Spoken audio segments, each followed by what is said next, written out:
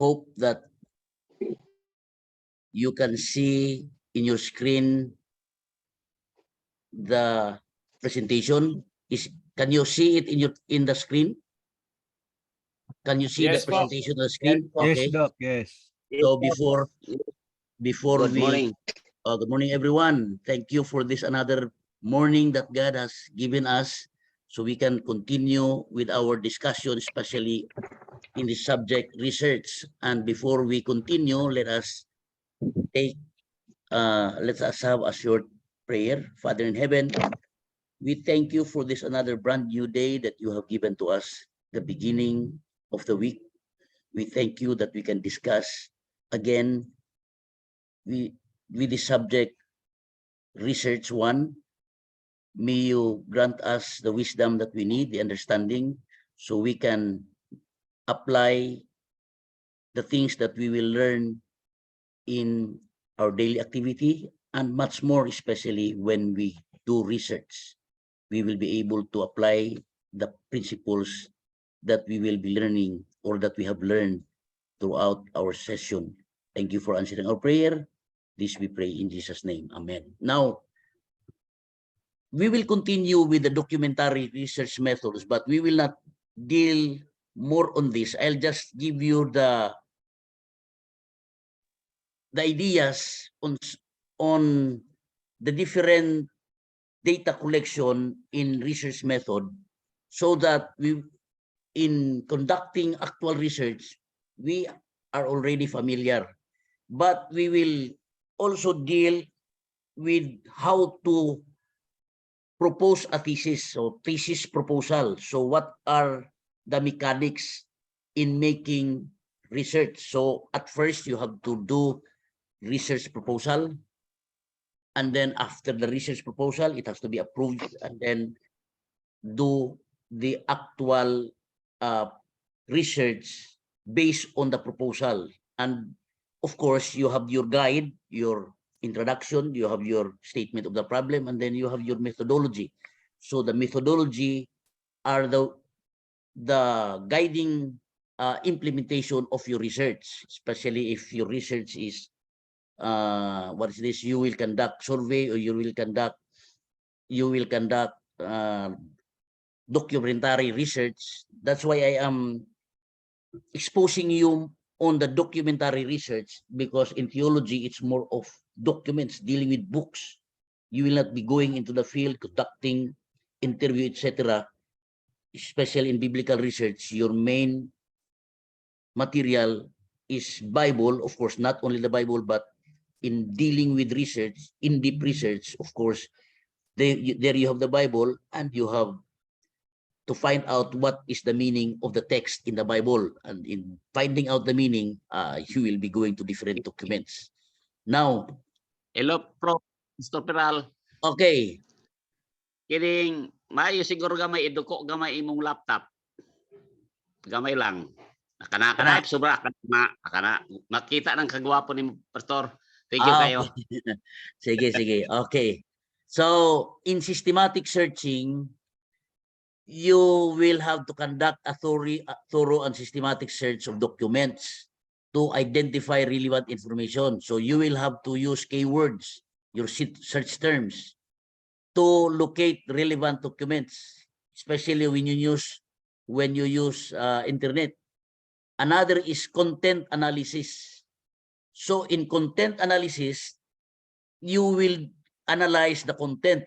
In qualitative research, for example, you'll conduct interview, you will analyze the content of their response, and then you find out the themes, the patterns in their answer. For example, you will conduct 10 people who will be interviewed, and the same questions are given, and you will find the themes, the common themes that you will find in their answers. And that's why you have to put them on the table. For example, you would like to show that common theme, then by table, these are the themes, and these are the common ideas presented or in their answers that is being provided. So that is in content analysis. In books, you will find out the common idea presented in a particular book or a particular verse. So that is content analysis. You analyze the content. And then in historical analysis, of course, you analyze the historical documents to understand past events, the trends, the cultural context. So either you use secondary or primary source or oral histories. For example, you cannot find a document record on, for example, the history of that particular barangay.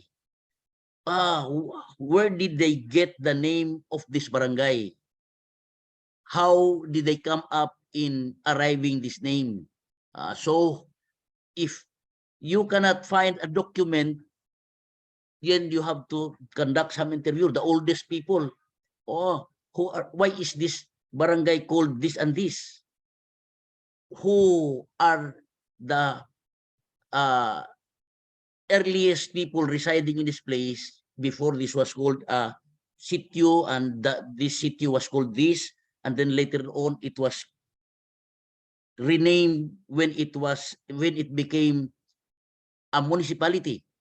So for example, in the Jangas, it was known to be the Jangas before, but when it was properly it was, I don't know the history, but that's what I heard, that when it became a city, they named the place General Santos, so General Santos City. But previously, it had been known to be the Jangas. So the historical account of that, if you cannot find a record, then you conduct interview. So that is it. For example, the oldest Seventh-day Adventist church in, let's say, Sarangani province, or oldest Seventh-day Adventist church in Mountain province. So you ask the oldest Seventh-day Adventist, what is the oldest local church and who were the pioneers in that local church? So something like that. If you are dealing with historical analysis, then archival research. So there are documents that are put in archive. So you analyze documents stored in archives such as government records, personal papers, institutional records. So you can gain access to these materials and you will be able to find the information that you need to find. And then case study analysis. So you will be analyzing specific cases related to a particular study. You would like to find out the cause and the effect in that particular case. So you have to collate range of documents related to the case. So police reports, for example, medical records, witness statements. So these are case study analysis. And you will be able to write down the document that you'd like to put, the information that you'd like to put in your document. Then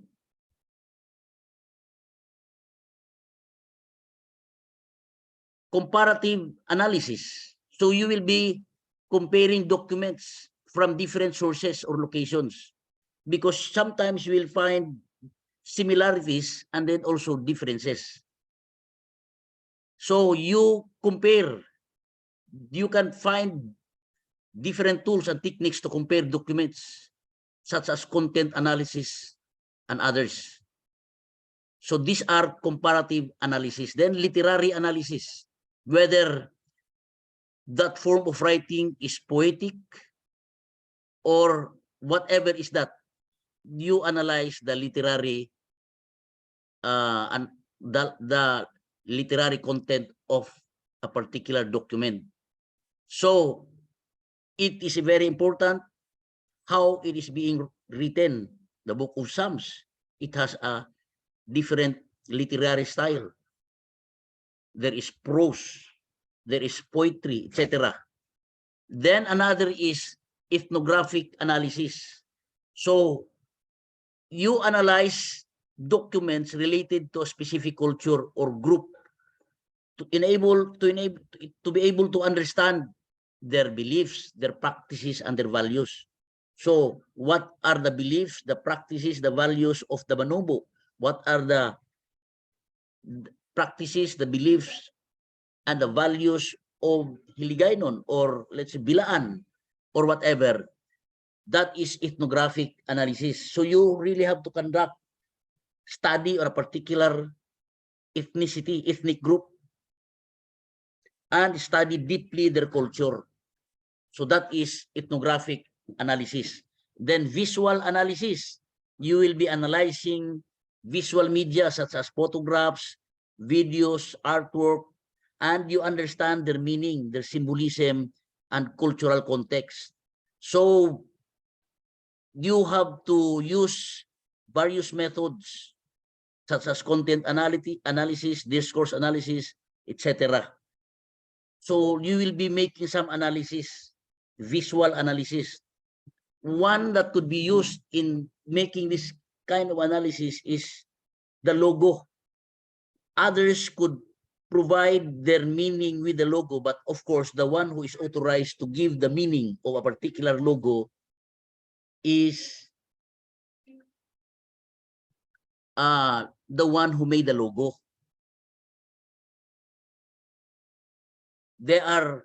Many are criticizing our logo today because they said our logo is trying to compromise with Catholicism because of the cross, etc., etc. And then they are giving deep meaning to the flame in the logo and others, no? So, and then they would compare it to our previous logo, which has the three angels, etc.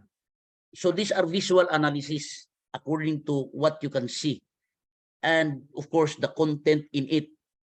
Another is network analysis. So this would analyze relationship between documents, between individuals or organizations to understand social networks and power dynamics also within that organization. So you can analyze the network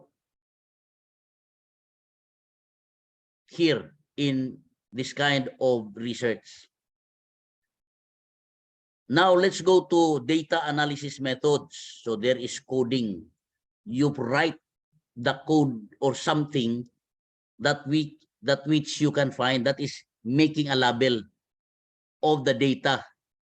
For example, you find a particular pattern, in political analysis, the behavior of a particular place, the behavior of the people, you can sometimes find the pattern, how the people behave when a particular candidate is presenting something or doing something. The normal reaction of the people are sometimes predicted. You can already predict. So you put a code in it. So you can use range of coding techniques: deductive coding, inductive coding, and grounded theory coding. Then thematic, that is where you find the theme, the common theme based on the analysis of the data. Then content analysis, statistical analysis, qualitative data analysis, discourse analysis. There you have it. Then in the steps that involve in conducting documentary research, this systematic methodology includes the following. First is you define the research question. So what is the research question, or what is the problem that will guide the research? So when you conduct a research, you must have a question that will guide you. So for example, you'd like to find out the meaning of a particular term in the Bible. So that is your guiding question. Others are trying to find an analysis, a comparative study of a particular topic. For example, the difference between the understanding of SDA Trinity, theology on Trinity, compared to Catholic Trinity, something like that. So you dig deeper into how the SDA understands the term Trinity as compared to the Catholic understanding of the Trinity, commonly known as the Nicene Creed, and later the Athanasian Creed. They define, or the Trinity is being defined there. And how does SDA define Trinity? So that is comparative study. So you analyze that. That is where you will engage comparative analysis. Is there a difference or there is none? Is the understanding of SDA Trinity exactly the same as the understanding of the Catholic Trinity? For example, what you will find in the Catholic Trinity is that the Godhead or the Trinity consists of one being in three persons.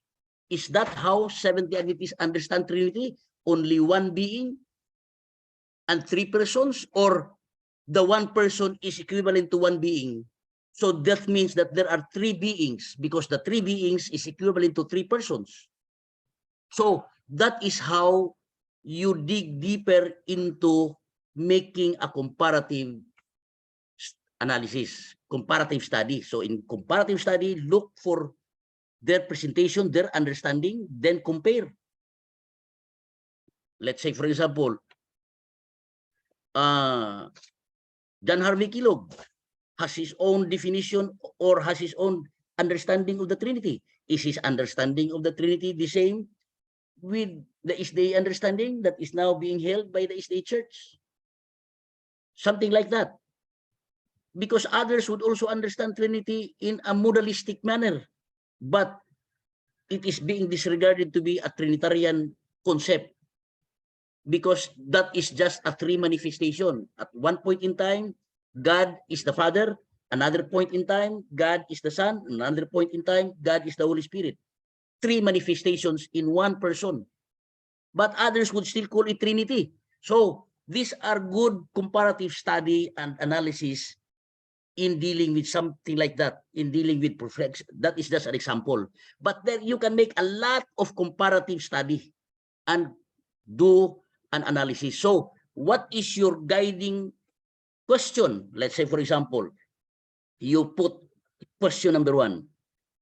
Is the Catholic understanding, or maybe you will not use the word understanding, is the Catholic definition of Trinity the same with the Seventh-day Adventist definition of Trinity? So that is now your statement, one statement of the problem, or that is now your objective of your study or statement of the problem.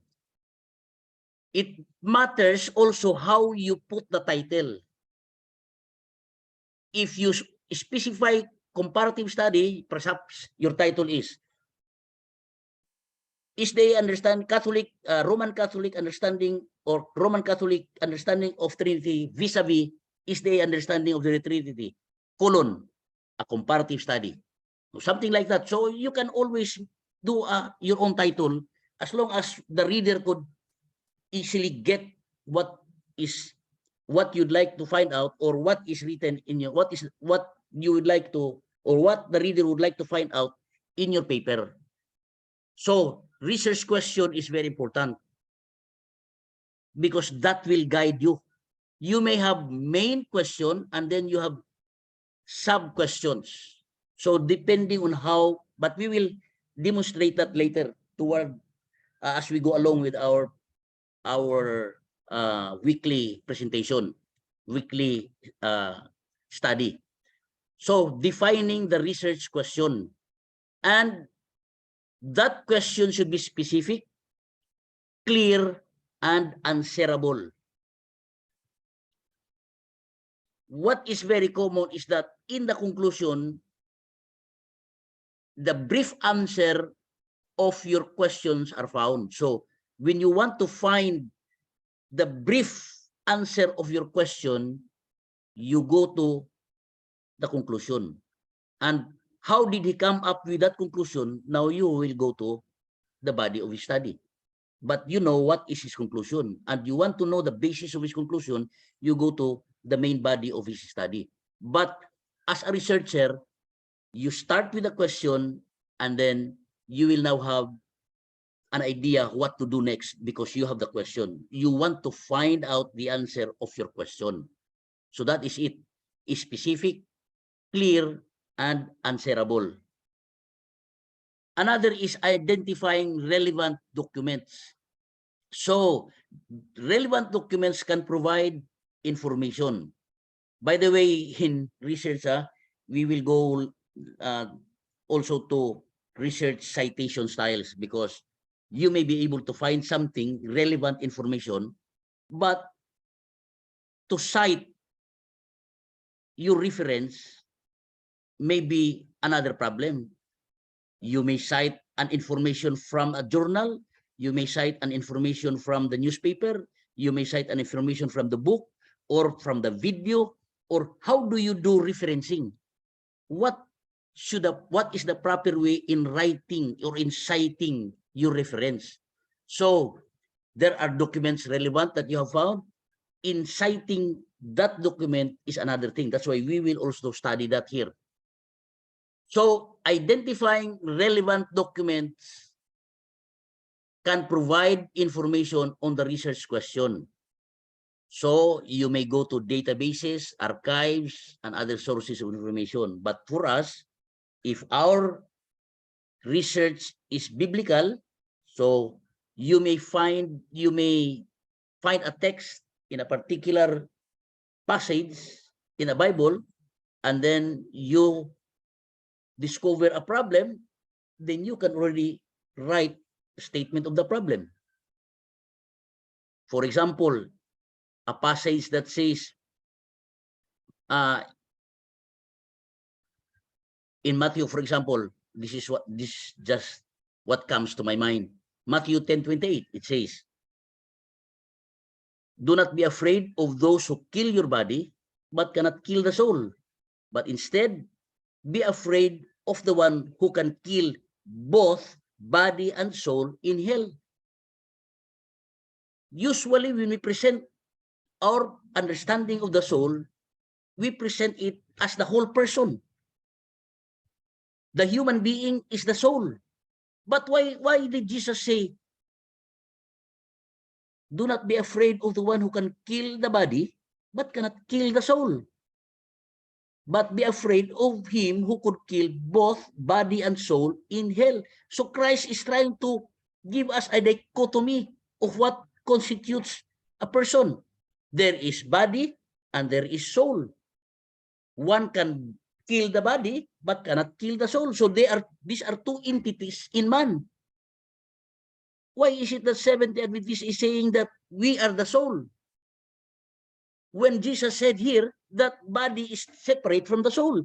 And Catholics are right, Protestants are right, that body is separate from the soul. There is a dichotomy. And so you see that there is problem in the text. So perhaps you could wrote a title of your topic or of your research as "The Meaning of the Phrase Body and Soul in Matthew 10:28, something like that. And then your problem, perhaps one problem, usually some would write 3 statements of the problems, 2 or 3, something like that. Others are the purpose of the study or objective of the study, but others, because there are 2 types of presenting the problem, interrogative or declarative. Usually, others put it in an interrogative statement that ends with a question mark. So, for example, what is the meaning of can kill the body but cannot kill the soul? What does the killing of the body mean here and the killing of the soul? Because Jesus said, "Do not be afraid who can kill the body but cannot kill the soul." Because these statements seem to support the position of the Roman Catholic and the Protestants. But what is very clear here is that there is that the text does not teach immortality of the soul, because the soul can be killed. But what triggers the question here is that there is a dichotomy between body and soul in the human being. So that could be a good research. And you'll have to find out what is body here, soma in Greek, or what is the soul here.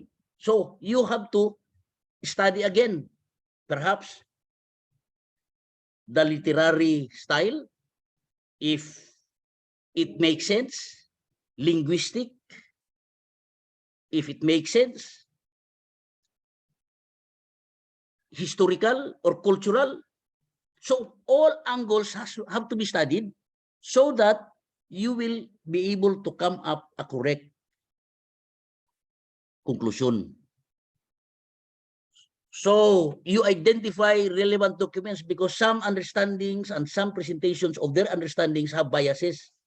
If he is a believer of the immortality of the soul, he would present it differently as compared to others. So you have to weigh every evidences that is being presented, and depending on the documents.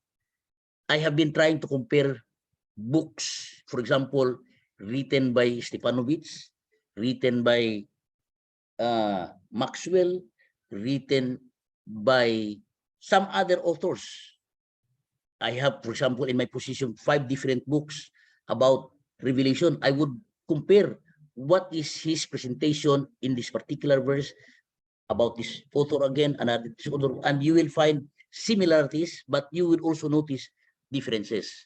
So the kind of documents that are being presented are very, very vital in coming up with a credible, reliable conclusion. So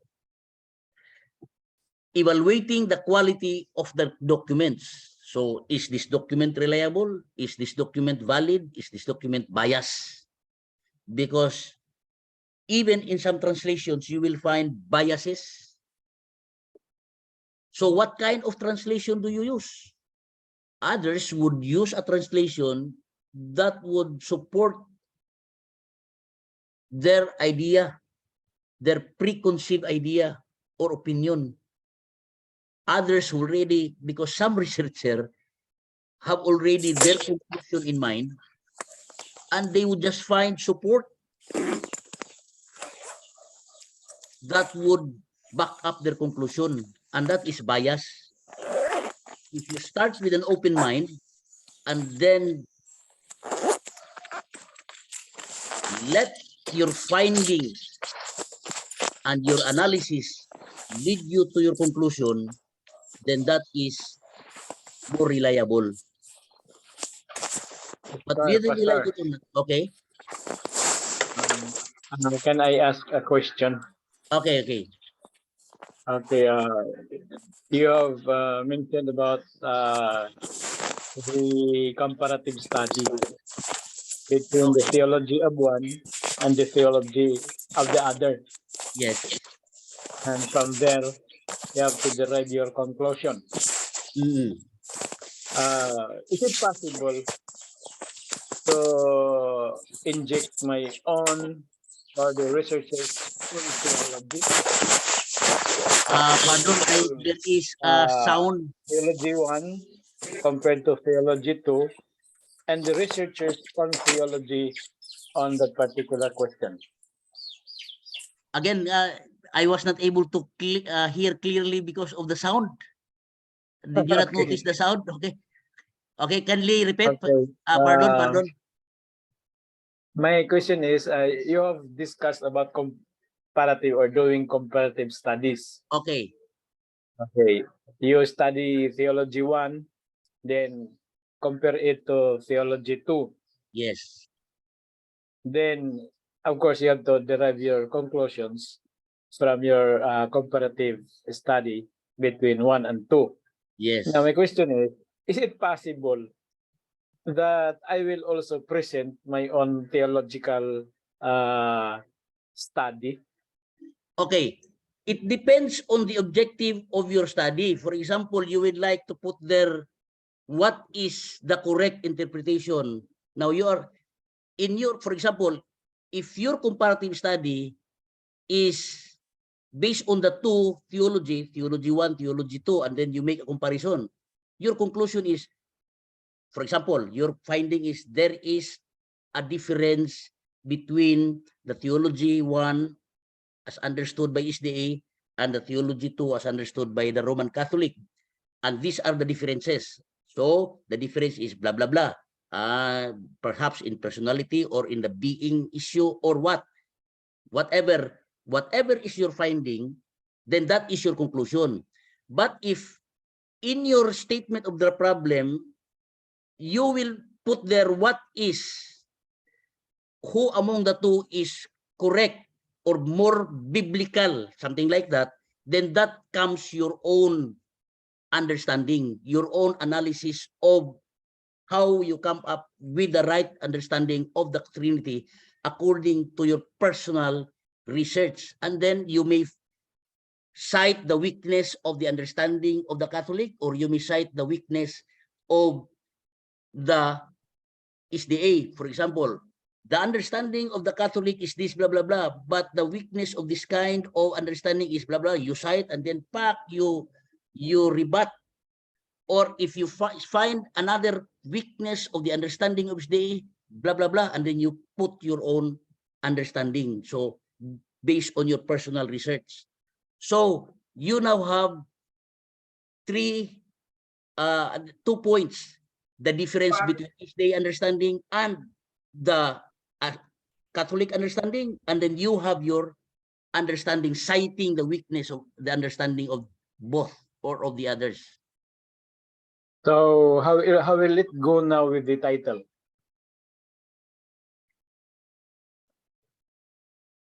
That How will is it go quite with the title? Because okay. You may the put original a title. title was just a comparative study. Okay, so since I'm adding now my own theology, so how will it go with the title? You may Still have your title comparative as study? is. Okay. You may have there your title as is, but in your statement of the problem, you may put in, for example,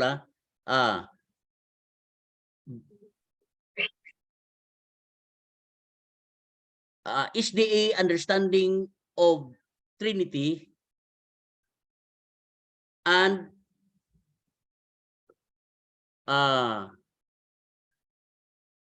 Catholic understanding of Trinity, a comparative study. It doesn't, it cannot make sense. A comparative study between SDA understanding of the Trinity, Roman Catholic understanding of the Trinity, and the true biblical idea or the true biblical doctrine of the Trinity. So you have there, you are presenting there 3. SDA, So the Catholic. problem is now stated. The problem now is in the declarative statement. So Yes. so it is possible also to have title like this. The difference between the Roman Catholic Trinity. and Seventh-day Adventist theology on the Trinity, and what does the Bible say about it, or something like that. Yeah, but it's good in a declarative, not in an interrogative, usually in the title. Some would use interrogative, but generally, especially in research, it's not in an interrogative. So let's say Catholic, I mean, what was your again? The difference. Okay, it would study, be something like a declarative statement. yeah. The difference between the Roman Catholic theology, the Roman Catholic and Seventh-day Adventist theology on the Trinity, and what does the Bible really teach about it? Or the true biblical teaching of the Trinity. Oh yes. Yeah, something like Okay. that. So the true biblical teaching is now your personal understanding of the Trinity, and you are making it a thorough research. That is why you could criticize, or you could put some critique in the Catholic view and also of the Adventist view if you have your a unique understanding of what really the Bible is teaching about that concept of the Trinity. So something like that. So it now matters with how you put your statement of the problem, because your statement of the problem is the guiding tool for you to do your research. So thank you very much, But Doc. the previous one is easier. Yeah. Just to have two, and then make your conclusions. Okay. Yeah. So thank you very much, Doc Ray. So you evaluate the quality, so it is reliable, valid, because others would choose a document that is highly questionable. So it is very, very important. When there was one time that I was invited because a particular church was having a problem with, what is this? With Yahweh.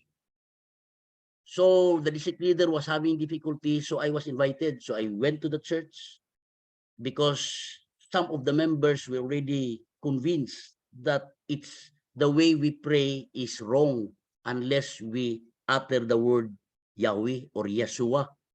And so when I went there, I asked them to present what they understand, and so they presented, and their presentation was that the New Testament was not written in Greek, it was written in Hebrew. So that was my first time to hear that, based on the research, the New Testament was not originally written in Greek, but it is in Hebrew. So I asked them what is their document supporting documents of that that position. And so they tried to get as many documents as they could, and they were able to get 2 documents.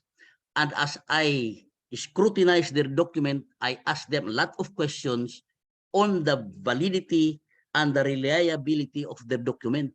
And so I presented to them why the New Testament was originally written in Greek. And so there we made comparison of documents. So the question on the validity of the document, the reliability of the document was now being greatly considered in that discussion. And so when I pinpointed to them the weakness of their document as far as reliability and validity is concerned, then they lied low. And so it was my time to present to them that the New Testament was originally written in Greek. And so I presented to them how the name of God was presented by the New Testament writers like Paul, like Matthew, like Mark, Luke, and John, etc., and some others. So that was how our discussion went through. And by God's grace, because they were not close-minded, they were convinced, and again, they were reclaimed back to the church. So it is very, very important to look into the reliability and the validity of the document that is being used. Of course, when you discuss with the Jehovah's Witnesses, to them, the most reliable document or the most reliable version of the Bible is the New World Translation. So they prefer the New World Translation version of the Bible. And so you have to discuss with them on the issue of reliability and the validity of the document or of the book that should be made as a basis. Once you disagree with the basis as far as the document is concerned, then you will have a problem and you cannot come up with a conclusion which is acceptable to both. So that is very important.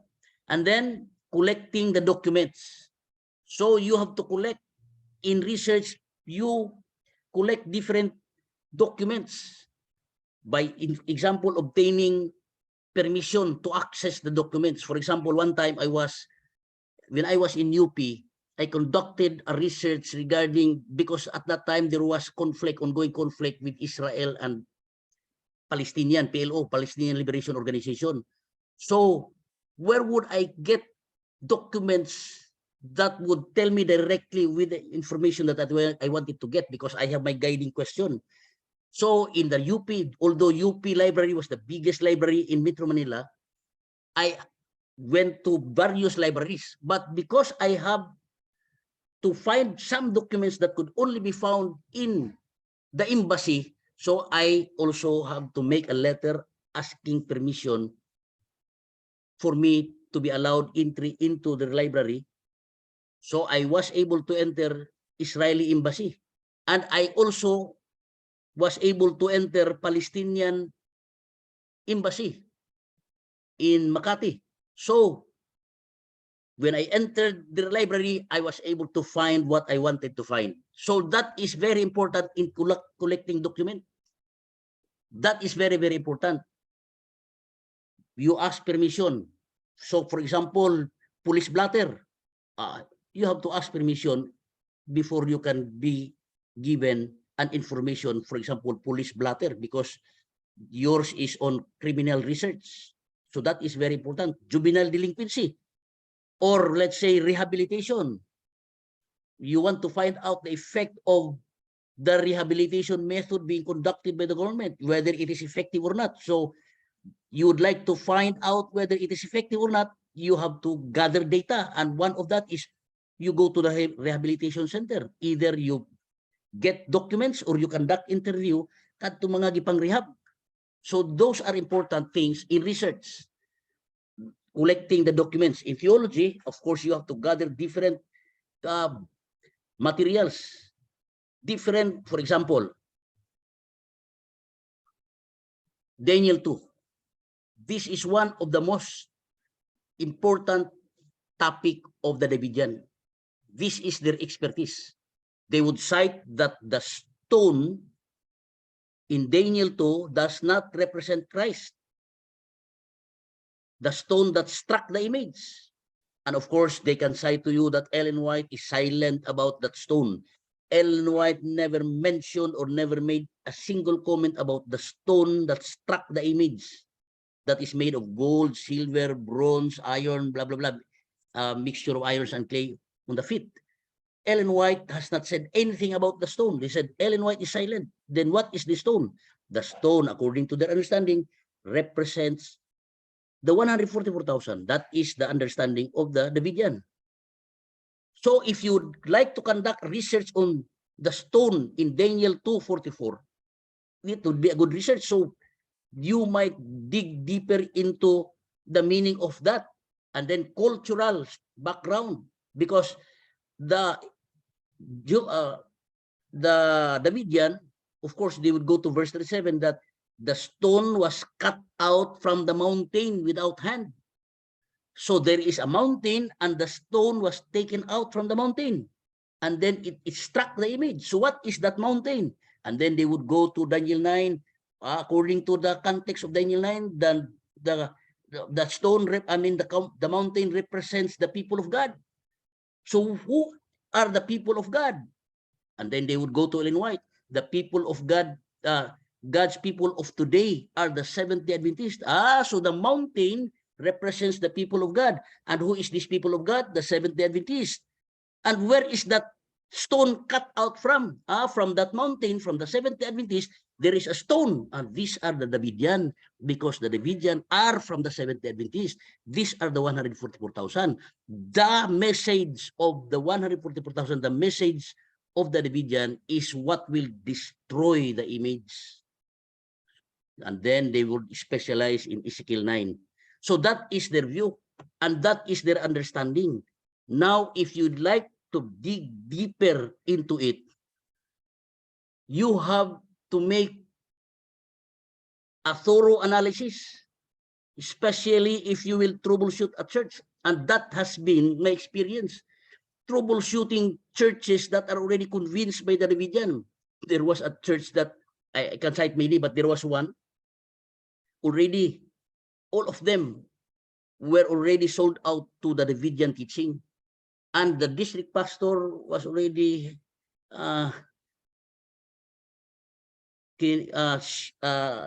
what is this? Putting his hands up. Kung sabi ni siya pa, hural na siya.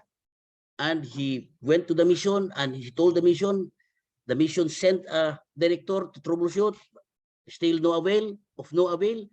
And so the mission said, okay, you conduct a revival, and if it's still no avail, then we will disband the church. And so that was the solution. They have already decided to disband the church because only one is left, and that was the treasurer, who was not converted to the doctrine of the Davidian. And the Davidian ministers keep on attending, and they were brainwashed already. And so during the last Sabbath of his revival, he thought of asking me to visit the church. And so the district pastor called my attention, said, could you please help save the church? Because the next move after this is to disband the church, i-expel na ang church from the sisterhood of churches. So I traveled from SPAC, that was very far in the evening, hapit pa may madisgrasya. When I arrived there, 3 o'clock at dawn, we went to the treasurer's house because that was the only member that was left. And so the whole day, we have a very good presentation. We have good discussion. I gave the Davidian an opportunity to present their side so that they could not say that bias, because usually we dominate the pulpit, we dominate all the time, and then their only excuse, inyo man gisulutan na, no? Amin mitagayan yung higayon nga maka-explicar. So I gave them an equal opportunity. Directly speaking, the whole church was saved, and I made an appeal to the Davidian and other offshoots who were there to come back to the fold, to the organized group of believers. So that was it. But if you cannot, and if you have no deeper understanding, deeper study on that issue, you will have difficulty, because they are very, very strong in that position, in their understanding of the stone in Daniel 2, especially Ezekiel 9, because they would cite Ellen White. This has a literal, this was fulfilled literally. And if you read Ezekiel 9, there was a slaughtering. And their interpretation is all 70 Adventists will be slaughtered. Only 144,000 is left. That's why you cannot see the Davidian preaching. You cannot see the Davidian conducting Bible study to the outsiders, because to them there is no use. Because everybody in the SDA will be slaughtered according to Ezekiel 9. Only 144,000 will be left. So if we will reach 12 million, 13 million because of our evangelism, that is futile. Those efforts are futile because only 144,000 will be left. They will all be slaughtered. And to them, the final loud cry, the great multitude, will be established after the slaughtering. So when all 70 Adventists will be slaughtered and only 144,000 are left, this 144,000 will swell to a loud cry, and the product, the conversion, would be the great multitude. So Daniel 2, they would connect that to Daniel 2. When the stone hit the image was destroyed, and the stone became a great mountain. So to them, that great mountain is the great multitude. So the stone is the 144,000. When it swells to a loud cry, the result, the conversion, would be the great mountain. So you will, if you'll make a specific study, so let's say, for example, the meaning of the term mountain in Daniel 2:37, something like that, or 44, there's no term, let's say, mountain in Daniel 2, then you have to make a thorough study in the context of Daniel, the term mountain. and then other books, let's say Isaiah, Ezekiel, others, what is their understanding of the word mountain? Or will you connect that to the mountains mentioned in Revelation 17? Because Revelation 17 speaks of 7 mountains. Are they connected? Could you connect its meaning or not? It is, both are apocalyptic prophecy. Or if that mountain represents kingdom, does the mountain here in Daniel 2 represent kingdom? Something like that. So these are questions that you could put in your statement of the problem as your guiding basis in the conduct of your study. So research is really very broad. And one very important tool in research is hermeneutics. That's why hermeneutics would provide some answers, because hermeneutics deals with interpretation. But research is broader because, of course, there are similarities in research and in hermeneutics, because hermeneutics is also science, research is science, but research is broader. Much broader than hermeneutics, although in principle there are similarities. Again, let's go back. You, in collecting documents, you have to be very careful of what kind of document you are collecting. So, in collecting documents, this would involve obtaining permission, etc. Then organizing the documents. Then here you are now, you organize the document that you have collected, because you can make an easy analysis when you have already organized them. Another is analyze the documents. This is now very important. The data collected from the document should be analyzed using appropriate methods such as content analysis, thematic analysis, or discourse analysis.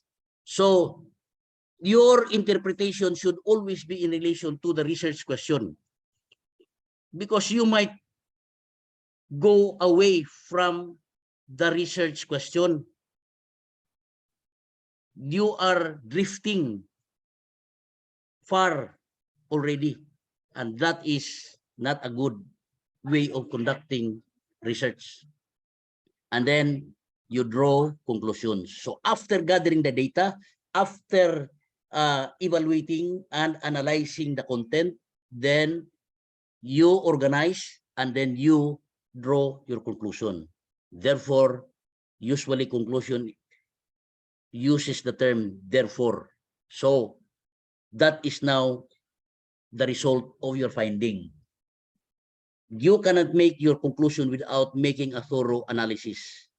So you synthesize the findings, identifying the patterns and trends. The common pattern could be your basis of your analysis and of your conclusion.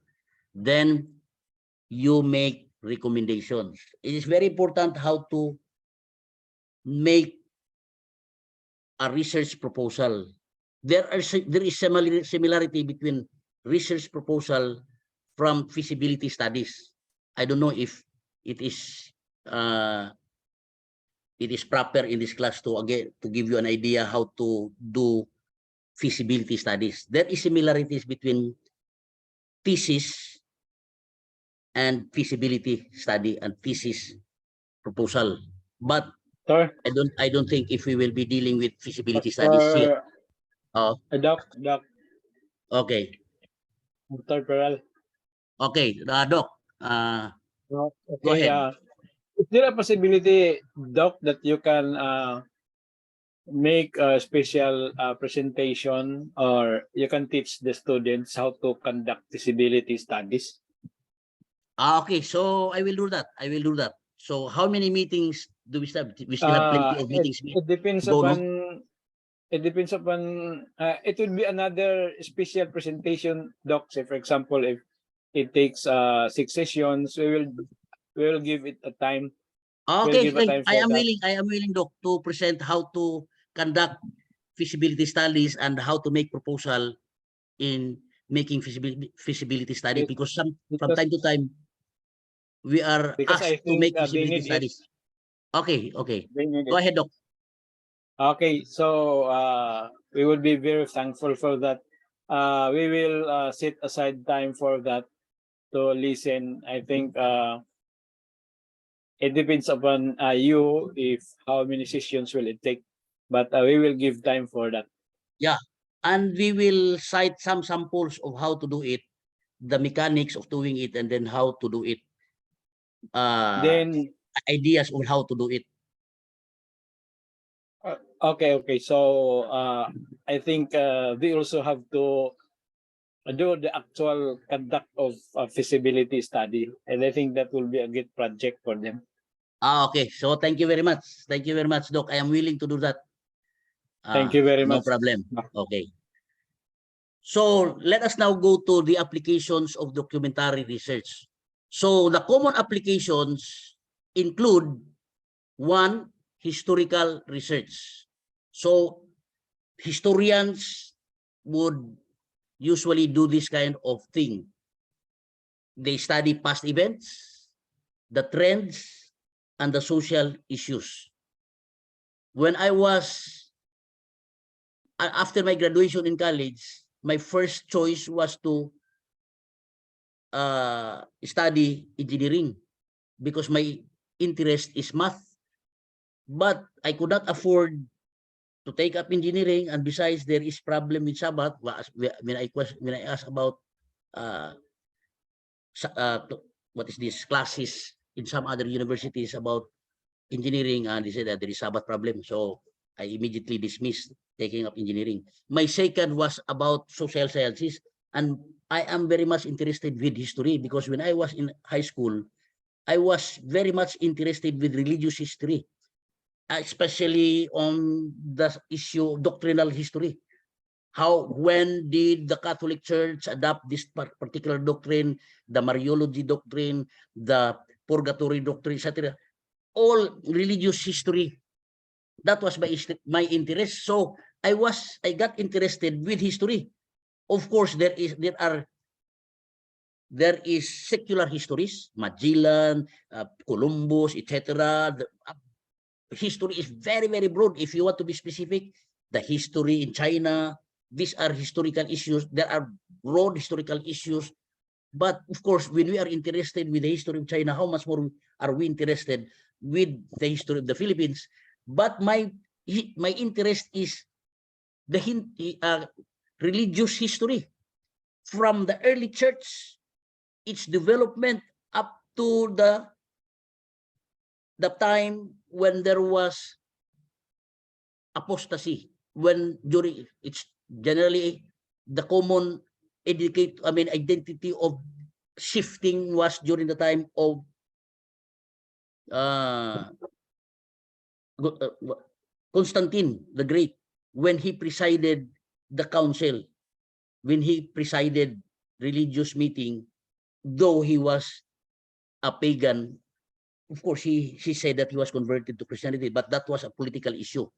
So I was so much interested of that, but I could not find a course on religious history. And so when I went to MVC, there is no other way except to take up theology. But there is a subject in history. There is a subject of history. There is Philippine history, and there is what is this? I forgot now the title of the subject. World religion.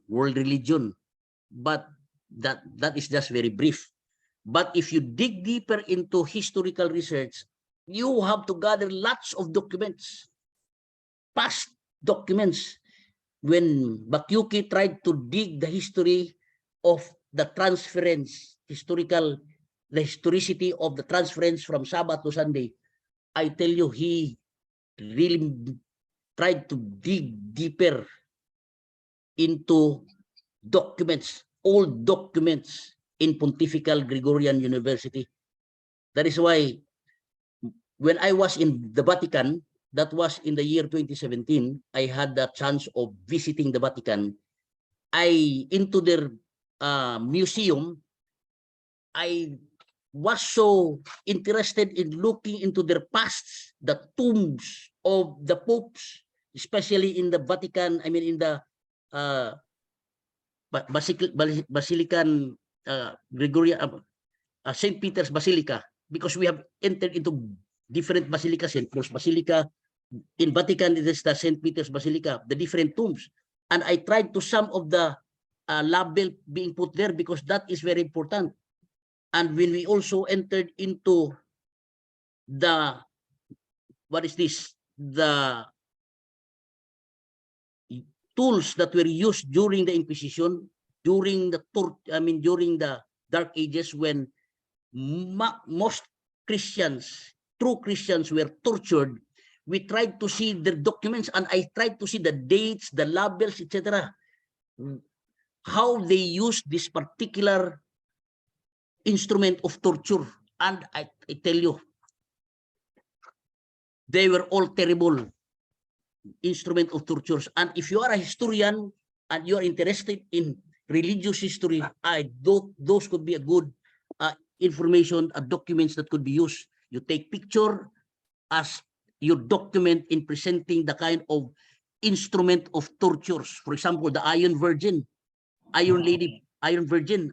I took picture of the Iron Virgin, how terrible it was, and that could be a good source of document. So that is in historical research. You get some documents based on newspapers, on diaries, and government records. That's why museum are good historical documents of the past. Museum. That's why I enjoyed visiting different museums. And if you have an opportunity of visiting different museums, for example, the tomb of Napoleon Bonaparte. We visited his tomb, very beautiful tomb of Napoleon Bonaparte. I took picture, and then there are some inscription and biblical inscription of part of the mausoleum of the tomb, in the tomb of Napoleon Bonaparte. The Waldensians, we visited the different places where the Waldensians hid during the persecution. We entered into the cave where they conducted the worship during the persecution. And you take picture, and that could be a good documentary reference for in writing research. So these are historical research. Another is legal research. Of course, I have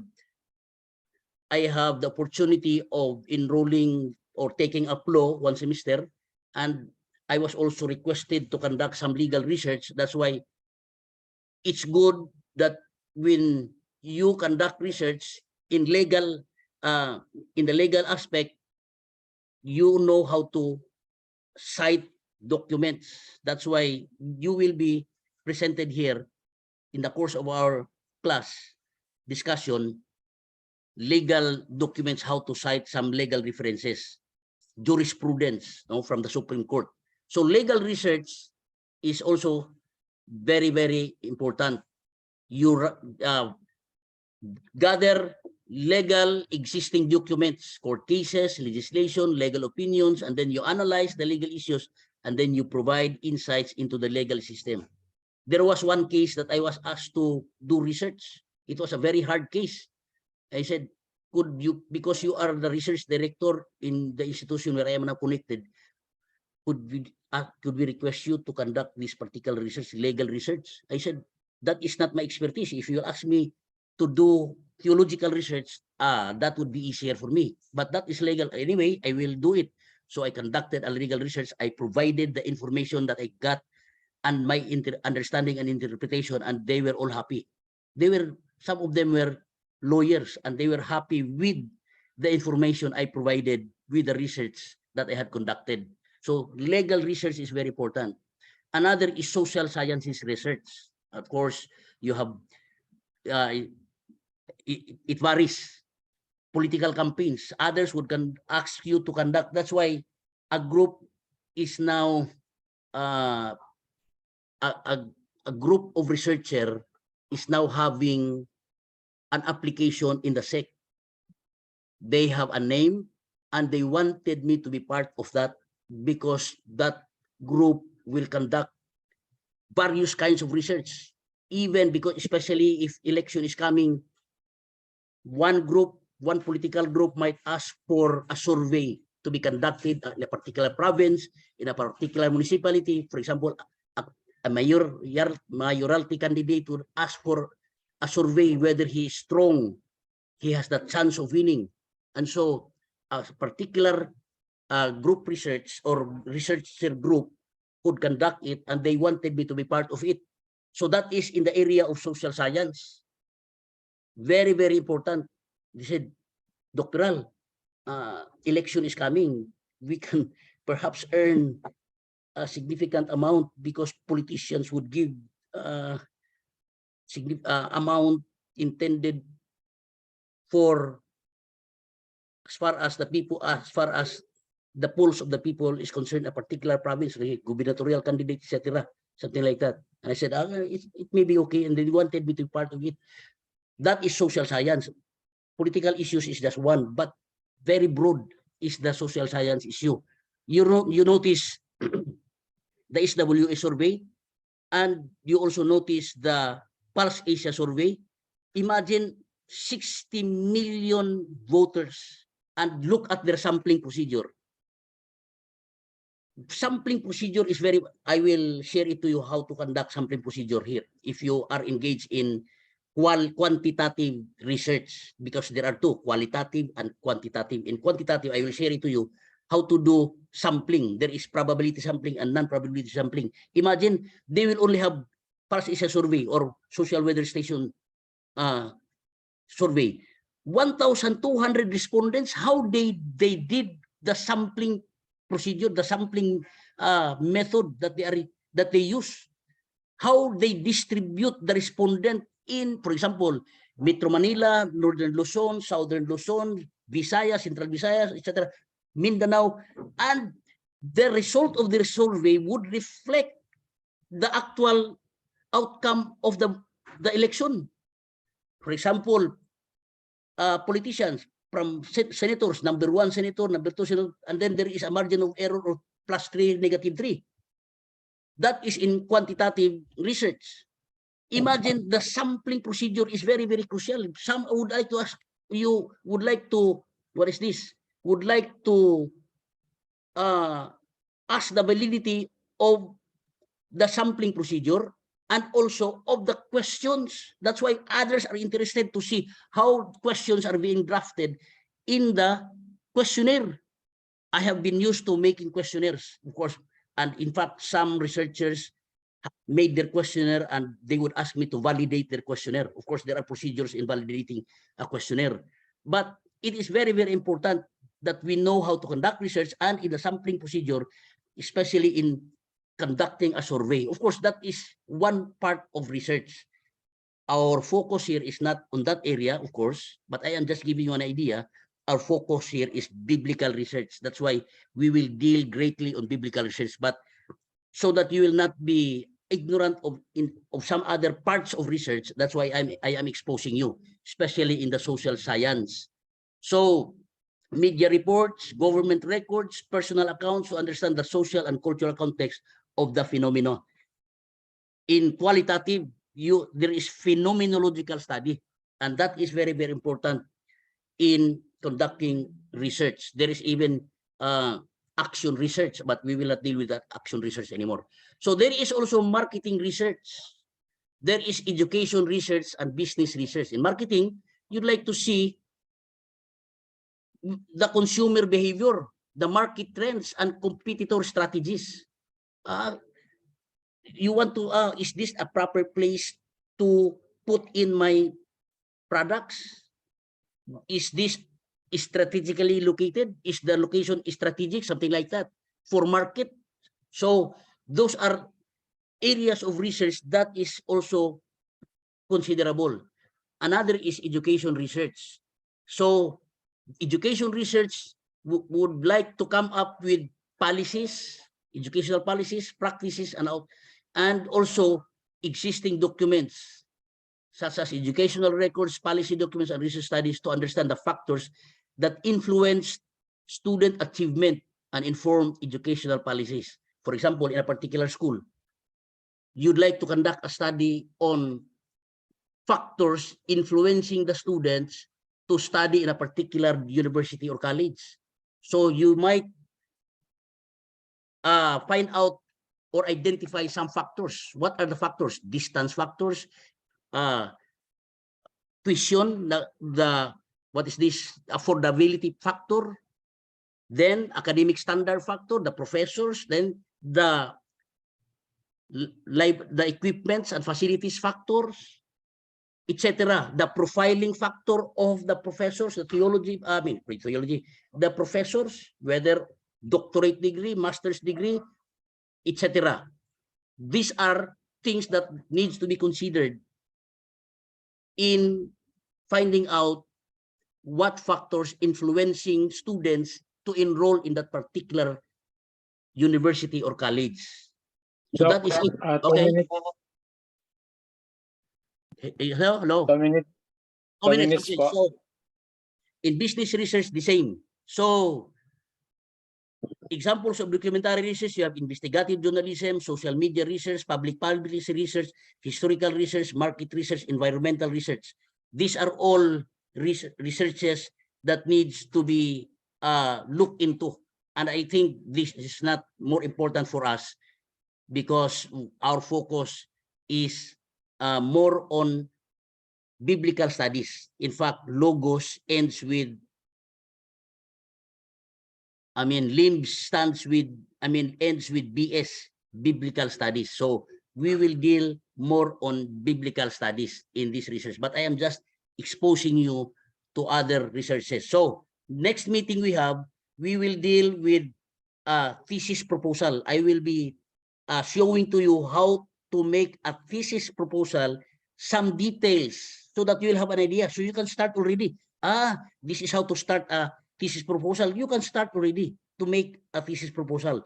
And then some other meetings, I will be presenting to you the research citation styles, how to cite a document and how to reference a document, either Turibian style or Chicago style, either MLA style or Modern Language Association style or APA or EPA style.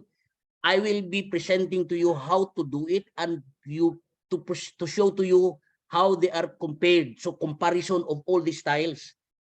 And I think, I don't know, I will have to ask Dr. Ray on the standard style that this school or this institution would use. Because in some other schools, they would use APA, others MLA. In IAS, I think it's Turibian, a mixed Chicago style. In IAS, that is what I understand because I have been to IAS, I have studied in IAS, Turibian style. But I don't know with LIMS, so it is Dr. Ray who will decide. But I will be presenting to you different styles so that you will have an idea, especially when you cite an article, a journal, a newspaper, a video, how to document it, how to cite it. If you use Turibian, you use footnoting or endnoting. But in APA or MLA, in-text citation. I will show to you how to do in-text citation. So these are important things that we will be learning. So I only have 1 minute left or less than a minute left. So we will be dealing next time with thesis proposal. I don't know what comes first, the citation of reference or the what is this feasibility study? Maybe feasibility study is later. So I will present to you first after the thesis proposal, the content of the thesis proposal, the mechanics of the thesis proposal, etc. Then maybe the referencing, the research citation styles, Turibian, how to do it, APA, EPA, etc. So these are all issues or areas that will be presented in this class, and I hope that you are serious enough so that you can also share the knowledge that you will get from LIMS. And LIMS really is a great blessing to all of us. Praise God for the limbs. So I now give the time to Dr. Ray. Thank you very much, Dr. Ray. Amen. Thank you very much, Dr. Perral. And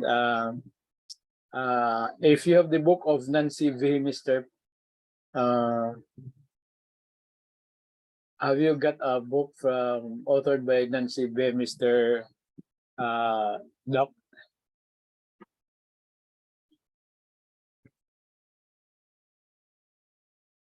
Okay. So we'll have a short break, mga kapatid. Permission to speak po. 2 to 3 minutes. Okay. Sige, ma'am, while we have the break, you can speak. Parang hindi po yata na-move ni Doc yung slide. So parang hindi kami makasabay sa sinasabi niya. Akala ko sa akin lang naghang. Lahat pati sa akin wala din. Nandun Ma'am pa lang Shirley. tayo sa third, third slide. Andito